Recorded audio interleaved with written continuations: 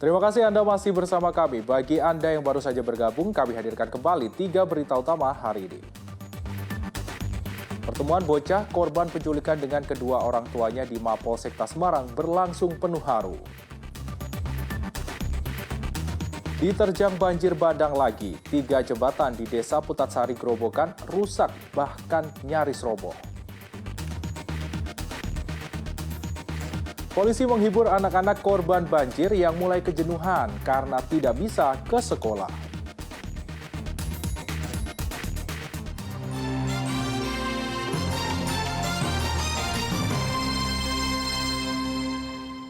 Pemerintah Kabupaten Pati menyediakan layanan truk untuk mengangkut para siswa agar bisa ke sekolah. Layanan diberikan karena akses jalan masih tergenang banjir cukup tinggi. Satu persatu pelajar di desa Minto Basuki, Kecamatan Gabus, Kabupaten Pati, menaiki truk milik Satpol PP Kabupaten Pati. Mereka terpaksa naik truk karena tidak mampu menerobos banjir. Akses jalan menuju sekolah masih terendam banjir setinggi 80 cm. Para siswa mengaku senang karena tidak harus basah-basah agar bisa sampai ke sekolah. Apalagi sepeda mereka juga bisa diangkut dengan truk. Membantu lah, karena ya kalau ada jalan yang nggak bisa dilewati kan bisa naik ini untuk perjalanan yang lebih dangkal ya yang nggak ada banjir.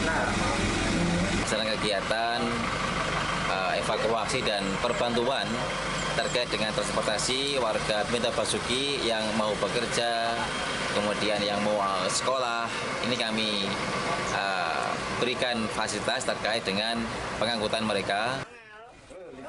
Layanan truk menuju sekolah dilakukan Satpol PP Pati secara bergilir untuk sejumlah desa yang masih terendam banjir. Layanan tidak hanya saat berangkat, tapi juga saat anak-anak pulang dari sekolah. Arif Nur melaporkan dari Kabupaten Pati. Sementara itu, para korban banjir di Kabupaten Grobogan menyibukkan diri dengan mencari ikan untuk memenuhi kebutuhan lauk pauk. Karena sawah masih terendam banjir, warga korban banjir di Desa Lemah Putih, Grobogan yang mayoritas berprofesi sebagai petani menyibukkan diri dengan mencari ikan.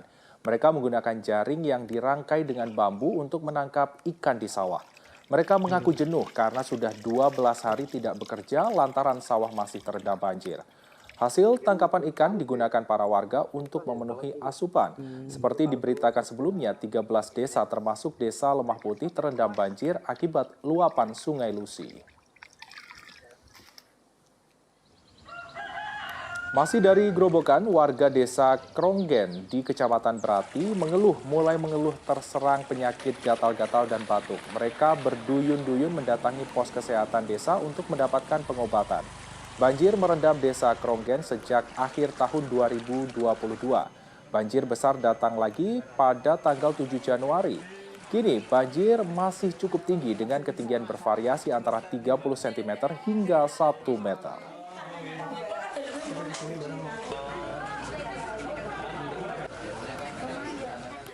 Tiga jembatan rusak parah diterjang banjir bandang di Desa Putatsari, Kabupaten Grobogan. Pemerintah desa telah mengajukan anggaran perbaikan karena ketiga jembatan menjadi akses jalan desa. Banjir bandang yang datang Senin malam mengakibatkan 3 jembatan di Desa Putatsari, Kabupaten Grobogan rusak parah. Kondisi ketiga jembatan sebelumnya sudah hampir rusak karena diterjang banjir bandang. 1 dari 3 jembatan terpaksa ditutup karena nyaris roboh, sedangkan 2 jembatan lainnya hanya bisa dilalui sepeda motor.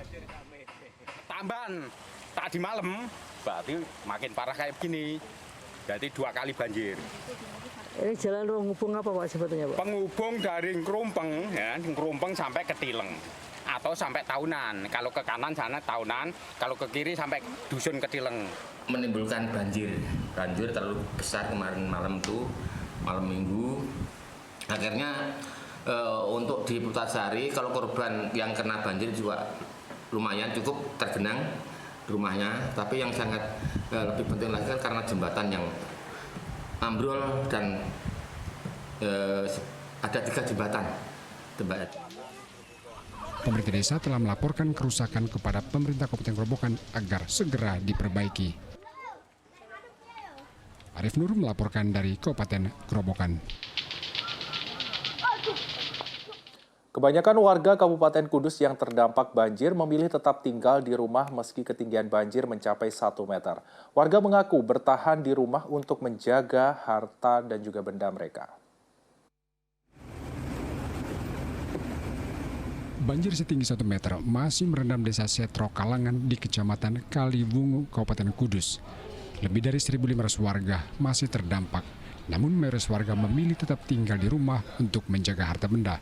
Hanya tersisa 8 warga yang mengungsi di masjid desa. Ini nggak mengungsi kenapa? Soalnya itu masih kira-kira 3 sentinan. Masih bisa ditempati. Kalau ini rumah? Ya untuk sementara bertahan dulu. Iya. Demi keamanan rumah ya. Jaga. Kesehatan Pak, kalau di air ini lama? Ya kalau kesehatan cuman yang dikeluhin gatel-gatel. Pada hari Senin, warga yang mengungsi ke masjid berjumlah 48 orang. Namun mereka memilih pulang ke rumah setelah banjir tidak lagi tinggi.